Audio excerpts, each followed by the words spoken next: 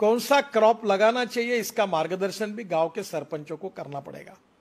इस बार हमारे देश में 280 लाख टन चावल गोडाउन में पड़ा है 3 साल से, और चावल अब ज्यादा रहेगा तो सड़ सकता है। क्या आज हमारे देश में चावल इतना ज्यादा है कि पूरे वर्ल्ड को हम चावल दे सकते हैं? वी आर चावल सरप्लस। चीनी, शक्कर, इतनी हालत खराब है कि वर्ल्ड में इंटरनेशनल मार्केट में चीनी का भाव 22 रुपए किलो है, हमारे देश में 34 रुपए किलो है, और हम 10 रुपए किलो सब्सिडी देकर पिछले साल में हमने 60 लाख टन चीनी एक्सपोर्ट की और 6000 करोड़ की सब्सिडी दी। तीसरी बात, गेहूं सरप्लस है, मक्का सरप्लस है। 1700 रुपए एमएसपी जो मक्के की थी वो भाव अब 1000 और 1100 रुपए पे आया है। क्या क्रॉप पैटर्न हम बदल सकते हैं? हमारे देश में 80 से 90 हजार करोड़ का एडिबल ऑयल हम इंपोर्ट करते हैं, पर आज दुर्भाग्यवश हमारे देश में फल्ली का तेल हो, जवस का तेल हो, सरसों का तेल हो, करड़ी का तेल हो, सोयाबीन का तेल हो, आज कम है। तो क्या पर एकड़ प्रोडक्टिविटी बढ़ाकर हम इसको कर सकते हैं क्या? सब संभव है। मैं नागपुर में, हमारे ऑरेंजेस होते हैं और मुझे बहुत इच्छा थी कि नागपुर के ऑरेंजेस एक्सपोर्ट हो। मुझे स्वीडन जाना था, तो यहाँ राहुल ठाकरे करके, सिद्धरराव ठाकरे करके बहुत बड़े नेता थे कांग्रेस के, अभी भी है, उनका लड़का था, बहुत अच्छा काम करता है। मैंने कहा मुझे 2 बैग भर के आप संतरे दो। मैं दुबई गया और दुबई के लोगों को मैंने सबको, मेरा अच्छा दुबई में संबंध था, तो बुलाया चाय के लिए और सबको संतरे दिए।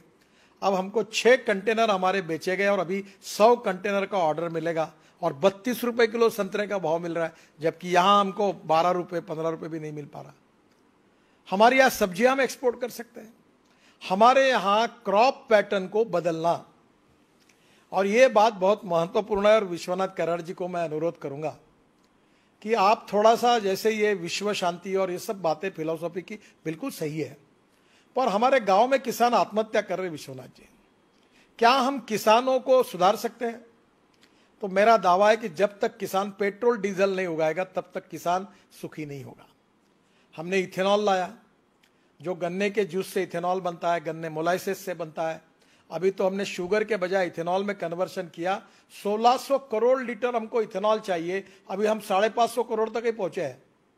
और अभी पूना के प्राज वालों ने और रिसर्च किया कि डीजल में 10% डालेंगे तो और लगेगा। और मैंने और तय ये किया है कि ट्रांसपोर्ट मंत्री होने के नाते इथेनॉल पर चलने वाली बजाज ने बाइक तैयार की है, टीवीएस ने तैयार की है, वो भी लॉन्च कर दी है। क्या हमारे गांव का जवान लड़का अपने गांव में चावल से, मक्के से, गन्ने से तैयार हुए फ्यूल पर अपनी गाड़ी, अपनी स्कूटर अगर चलाएगा तो इंडियन ऑयल और भारत पेट्रोलियम के पंपों की कोई जरूरत नहीं है। मैं कोई इंडियन ऑयल और भारत पेट्रोलियम के विरोध में नहीं हूं, पर 8 लाख करोड़ का हम इंपोर्ट कर रहे हैं और प्रदूषण बढ़ा रहे हैं। उसके बजाय हम किसानों ने तैयार किए हुए ईंधन पे जाएंगे। तो मेरी एक ही सुझाव है कि diversification of agriculture towards energy and power sector, यह विषय विश्वनाथ जी हमें लोगों को जगाने के लिए बहुत आवश्यक है। ये अगर होगा, और इसमें काफी काम हुआ है, हवाई जहाज का ईंधन भी किसान तैयार कर सकते हैं, किसान बिजली भी तैयार कर सकता है, किसान मोटर, कार, बस, ट्रक चल सकती है, और ये सब सिद्ध हुआ है। मैं ट्रांसपोर्ट मंत्री हूं, मैं आपको इसकी सब जानकारी दूंगा। तो गांव इससे भी समृद्ध और संपन्न बनेंगे। और सबसे इंपॉर्टेंट चीज है कि गांव में अच्छी शिक्षा मिलनी चाहिए। हेल्थ सर्विसेज के बारे में कल ही मेरे बहुत दुखद घटना हुई। ताड़ोबा में एक परिवार गया था, गाड़ी उलट गई, लड़की भी मर गई, जवान लड़का भी मर गया। और दुर्भाग्य यह है कि ये जो मर गया इसका कारण रोड में एक ब्रिज था, उसको कटड़े नहीं बने थे।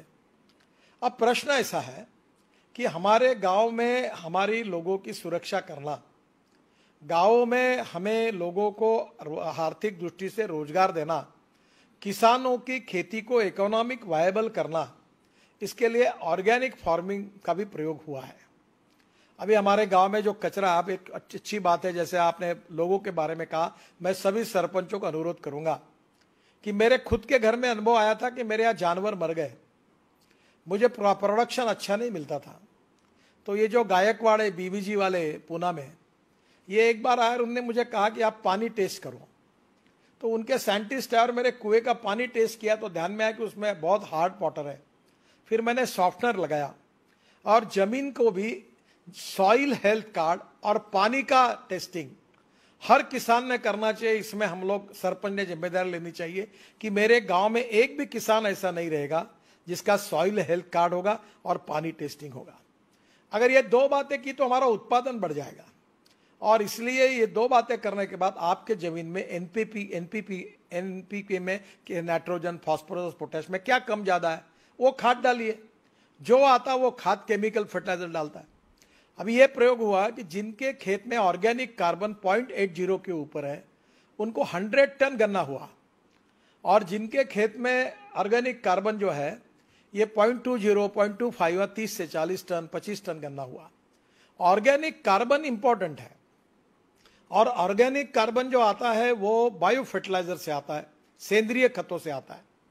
हम जैसे गांव का पानी गांव में, घर का पानी घर में, खेत का पानी खेत में कह रहे, वैसे गांव का जितना कचरा है, चाहे वो गन्ने का पाचट हो, चाहे वो ज्वारी का हो, चाहे गेहूं का हो, वो गांव में ही हम अपने खेत में ही कंपोस्ट खत तैयार करें और उसको हम ऑर्गेनिक। इससे अभी मैं बालों से एमिनो एसिड बनाता हूं, और एमिनो एसिड प्लांट बूस्टर है, तो वो तिरुपति से बाल लाके मैं बनाता हूं, मैं बहुत प्रयोग करता हूं।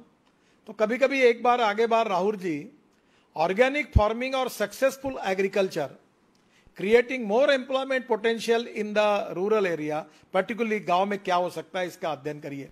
अभी जैसा मैं खादी ग्रामोद्योग का मंत्री हूं, हनी, अभी मनोज जी वहां है, हाई एटीट्यूड के हनी की कीमत 6,000 रुपए किलो है, और खादी ग्रामोद्योग से हम हनी के लिए पेटियां दे रहे हैं, और जहां हनी इकट्ठा होता है वो क्रॉप का प्रोडक्शन 25% बढ़ता है।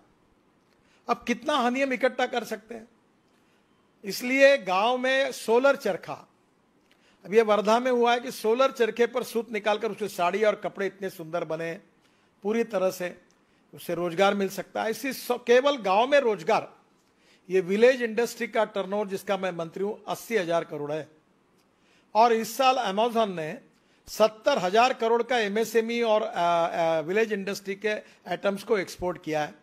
क्या हमारे गांव में तैयार किए हुए आइटम्स एक्सपोर्ट कर सकते हैं? ये छोटे छोटे लकड़ी के खेल बनते हैं, वो खिलौने बनते हैं। मैं अभी इसके लिए स्पेशल शोरूम शहरों में बना रहा हूं जो गांव के छोटे छोटे कारागिर तैयार करते हैं। कहीं गांव में सीरिकल्चर सिल्क तैयार होता है, कहीं गांव में लकड़ी 12 बलूतेदार जो है, लोहार, सुतार, चमार। अभी मैंने पैठनी जो बनती है उसकी जूते चप्पल वो पैठनी को यूज करके बने हुए लॉन्च किए। अभी डेनिम करके एक जीन का कपड़ा खादी ग्रामोद्योग तैयार करता है जो अमेरिका में ल्यूएसिस कंपनी पूरा लेती है। तो ये जो गांव में विलेज इंडस्ट्री हो, aspirant district 115, rural, tribal and agriculture field में आर्थिक स्वाधीनता, आर्थिक स्वातंत्र, आर्थिक स्वावलंबी जब बनाने के लिए ये गांव के सरपंच क्या कर सकते हैं? To save money is to earn money. There are lot of technology which are available, raw material is available. गांव की स्ट्रेंथ क्या है, वीकनेस है, कौन सा रॉ मटेरियल अवेलेबल है, उसके आधार पर किसानों की इकोनॉमिक्स को हम कैसे बदले और गांव को समृद्ध संपन्न कैसे बनाए, उनकी परचेसिंग पावर कैसे बढ़ाए, उसके बिना आत्मनिर्भर भारत नहीं बन सकता। और सरपंच ये लीडर है, ही इज ए कैटलिस्ट।